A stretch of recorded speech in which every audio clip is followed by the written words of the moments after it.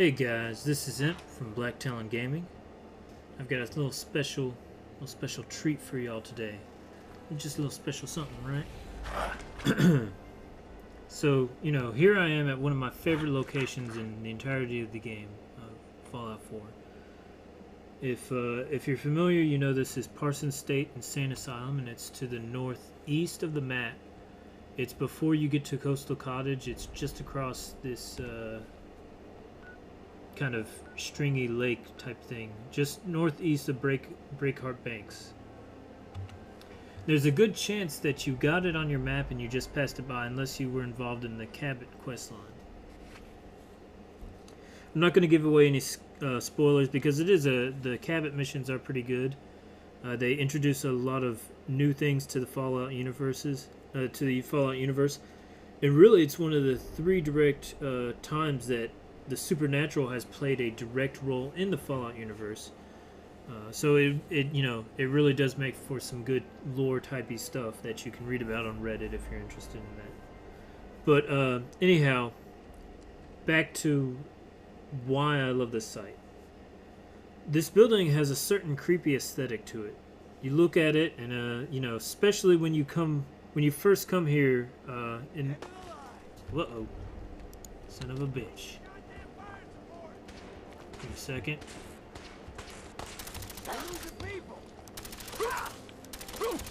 That did not go like you thought it would, did it? No, it did not. That's what you get for being an asshole.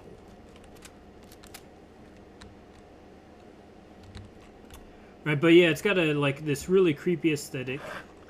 It's got these pointed steeples. It's got really kind of large bay windows, and there's kind of this V formation to it. I'm not sure if you can quite see it fully, but there's kind of a V shape to it. If we go maybe to the other side, we'll be able to see a little bit more clearly what I'm talking about, how the roofs come in these arches and stuff like that.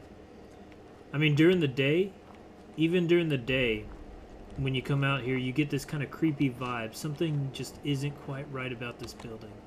And if you come upon it during the night, or if you come upon it when it's raining, I mean, it can be downright unsettling. It can be a little bit terrifying even. One of the coolest things about this building, and one of the reasons I love this building so much, is it has a little bit of a backstory to it, a little bit of a history to it that makes it all the more frightening.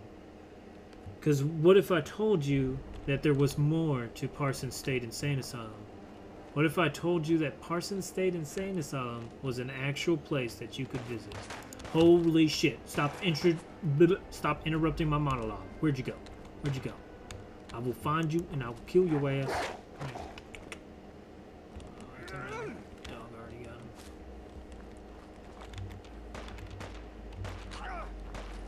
him. There he is.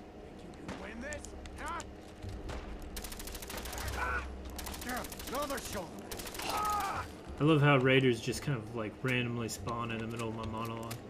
But the point is that this building is based on a real life location called Danvers State Insane Asylum that is located on almost the same exact place in the real world. If you were to compare a map of the Fallout universe with a map of our world, you're going to see where this is going to be Danvers State Insane Asylum. So before we really talk more about Danvers State Insane Asylum, I think it is important that we understand how the Fallout timeline is different from ours. In 1947, that's largely given as the year that the Fallout timeline deviated from our own. And I've read on forums and I've read in some lore material that it specifically says the invention of the transistor was the big thing. However, we learned through the Cabot questline that there are tiny little bits and pieces of things, little changes that happened in the Fallout universe, especially during the 1800s, that did not happen in our own universe. Very specifically, what happened in the Cabot questline with Cabot's father. Of course, that did not happen, at least as far as I'm aware. Yeah. So pretty much, it was the introduction of the transistor which changes our timeline from theirs.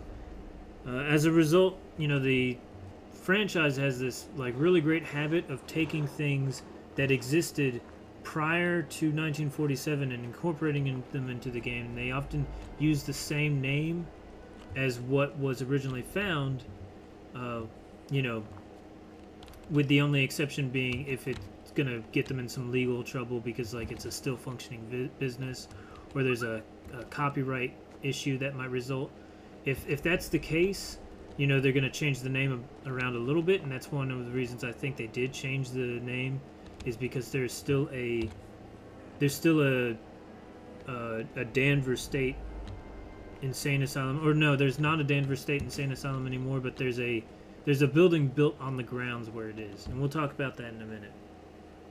But pretty much the whole point is that a lot of the Fallout stuff, the stuff you see in the Fallout games, is actually based on stuff that exists in the real life, and it's not just the crazy simple stuff like the monuments and street names and stuff like that, but it can be sometimes like really detailed. Like they'll have, of course, the name of neighborhoods, but the names of specific buildings, and they'll even have some buildings referencing like existing businesses that exist, that are in our world.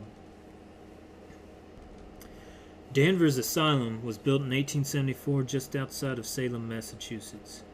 The institution was a beast, a massive structure that had large windows, pointed steeples, and lots of space for patients. The facility even had a series of workshops and small gardens on the property for patients to work in. This was based on the Kirkbride plan, which stipulated that the best hope for rehabilitation of the mentally ill was a combination of generous amounts of air and space, as well as productive work. And this is one of the reasons, if you ever look at a picture of the building, you can kind of see this staggered V shape, what would be called in military terms echelon formation. The cell blocks that the patients are housed in go backwards in a V shape, and that's to allow air drafts to get into any given wing. All they'd have to do is pop the windows down, and every single wing would be able to get air circulation no matter what direction it was coming from at any point in the year, at any time in the year. No official state policy for forced sterilization was passed in Massachusetts. However, there are many instances where mental hospitals, including Danvers, would offer to release a patient only if the patient had consented to sterilization beforehand. As such, sterilization was considered voluntary, but if we view it through a modern perspective, you can really kind of see how this was a constructive use of force, or what the police would call constructive force.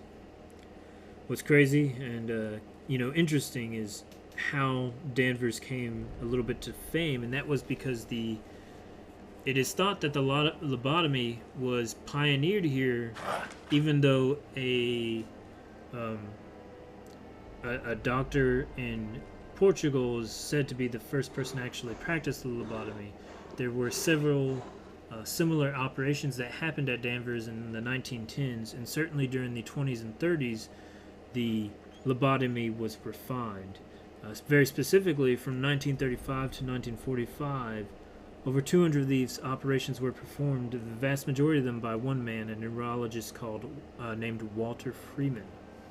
Many of the early operations were partially or wholly unsuccessful, leaving a wide variety of side effects on the afflicted. You can really just imagine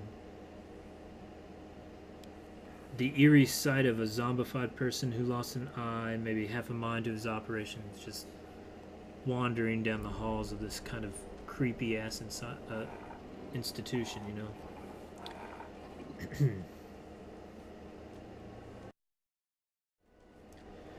Danvers was heavily steeped in secrecy and macabre obscurity, and it became a place that played an enormous role on our media and culture.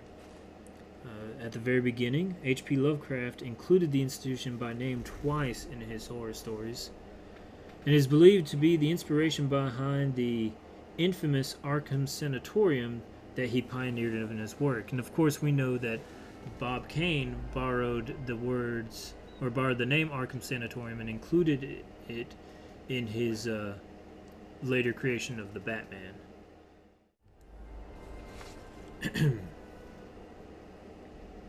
So there you have it. The Secret of Parsons in Fallout 4. I think the game does Danvers State Insane Asylum a justice, or at least as much justice as any popular media will do it. Hopefully this video adds a little bit of a tweak to your experience, a little bit of an unsettled feeling when you actually do the cabinet missions. If you haven't done the cabinet missions, I definitely recommend that you do them. You can browse through my Surviving the Wasteland playthrough and see me go through all of the cabinet missions. They're pretty fun, and the way they end is pretty awesome. And the cabinet missions, I would say, have a huge impact on the lore in the world of Fallout, while not being super essential or super central to the plot line that's going on, whether it be with the BOS or the Institution or anything like that. I mean, there's massive changes to the Fallout world that happen in this mission chain. It's not out there, it's not all out in front, you know what I'm saying? Anyhow, I want to thank you for watching this. I hope it was enjoyable. If you like something like this, if you like the fact that I covered kind of like this hidden history behind Parsons, please leave a like and a subscribe. Go ahead and tell me in the comments. I'll try to do videos like this in the future, because there's a lot of hidden history in Fallout 4 that relates to our own world, and you know, we can garner a little bit of perspective on our own things that have happened in our history from it. Yeah, anyways, thanks for watching. I want y'all to have a great day and keep being awesome.